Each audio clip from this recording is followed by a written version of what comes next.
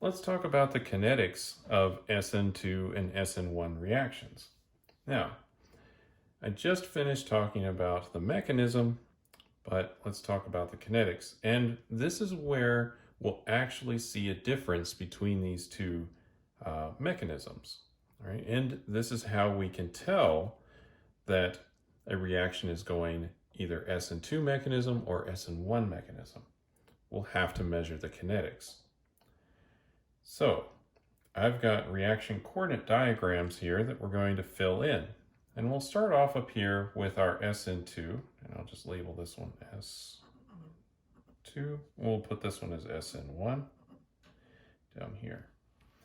And let's just look at the transition state for each of these reactions. So we'll start off, we have some energy here, and this is the reaction progress. So as the reaction proceeds, this is what will be kind of happening and how the intermediates will look.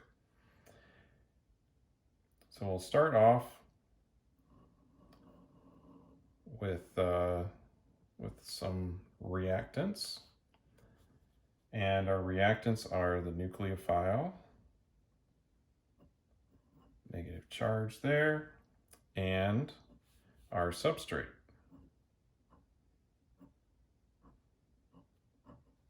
And with its leaving group attached. Then we're going to have the nucleophile approach the substrate. And when that happens, there's steric hindrance. There's a little bit of stuff in the way. And so that will increase the energy up to the intermediate, which is a concerted reaction. So what that will look like is we have our carbon, and then we're going to start forming a bond between the nucleophile, and we're going to start breaking the bond between the leaving group. Right? This is essentially the arrow that was coming from the nucleophile going to the carbon, and then the arrow going from this bond over to the leaving group. That's kind of what I've drawn here. And then the reaction will come down, and we're going to make our products over here.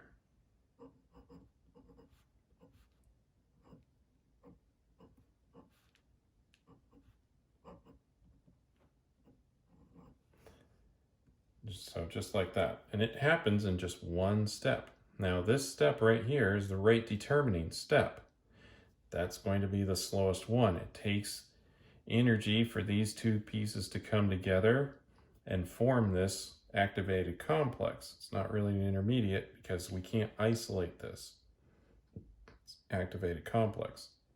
And you might remember from general chemistry or some other class, this is the energy of activation in between where we started and the height of the activated complex.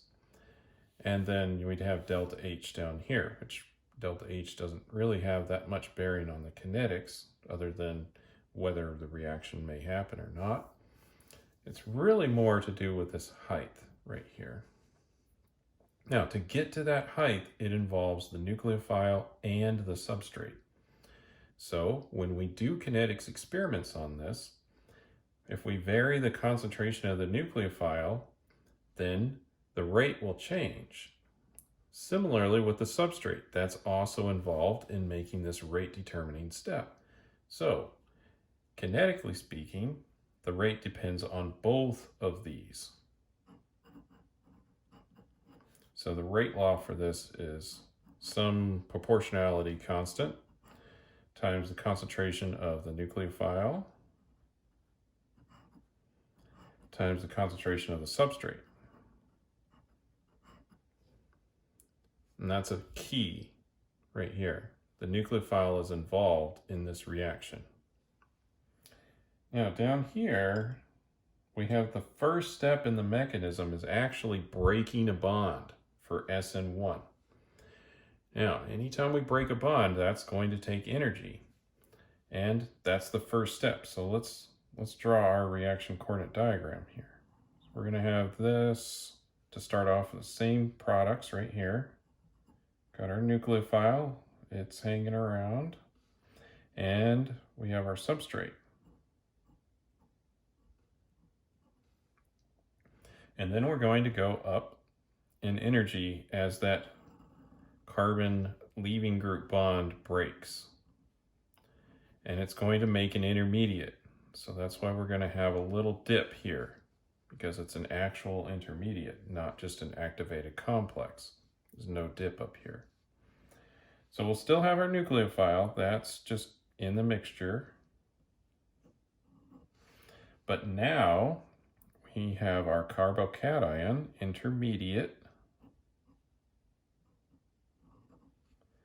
plus our leaving group is hanging somewhere in the solution now.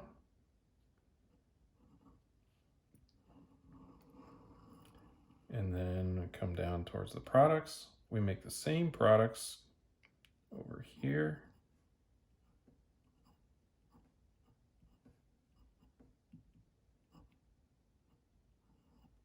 With our leaving group there. Now in this case, our nucleophile really wasn't involved in this rate determining step. It was really just the breaking of this carbon leaving group bond. That's the important part. So when we run kinetics experiments on this, we'll notice that the rate for this reaction does not depend on the nucleophile concentration. It only depends on the substrate concentration. And that's a key difference here. So when we run kinetics experiments and we want to know whether a reaction is going either an SN2 substitution reaction or SN1, we can just check to see, does changing the nucleophile concentration change the rate of the reaction? Or does varying the identity of the nucleophile change the rate of the reaction? Because that should also come into play.